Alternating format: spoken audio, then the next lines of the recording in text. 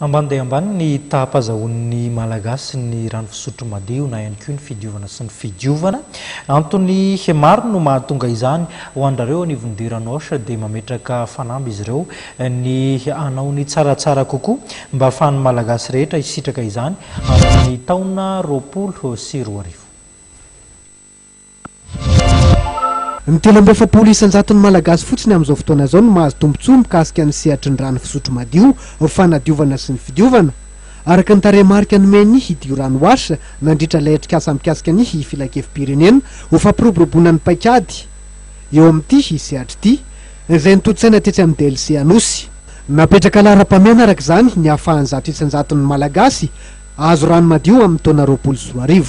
Fifampidiniana eto amin'ny firenena amin'ny sehatry ny rano fisotro madio, fanadiovana, fidiovana mba hitondrana ny hevritsika sy ny laharam-pahamehana amin'ny asa tokony atao atolotra ny WSCC, zany hoe le FOIB eran-tany amin'ny fandrindrana ny rano fisotro madio, fadiovana, fidiovana, hanomana ny le paikady ho an'ny taona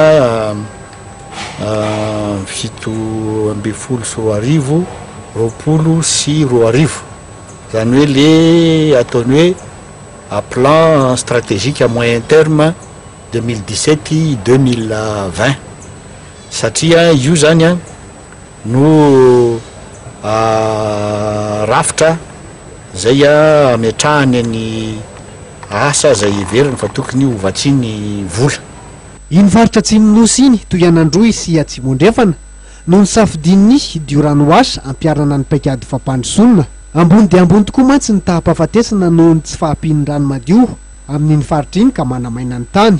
400 mm isan-taona fotsiny ny ranonorana mirotsaka ny toerana raha toa ka mahatratra 350 mm zany amin'ny faritra sasany eto Madagasikara. Isy araka izany niezaka manokana anarena n'iny faritra iny sy hanampianareo mponina ao aminy. Ny ministeran-drano, ny fanadiovana sy ny fidiovana ny mpiahy ity atrikasa ity.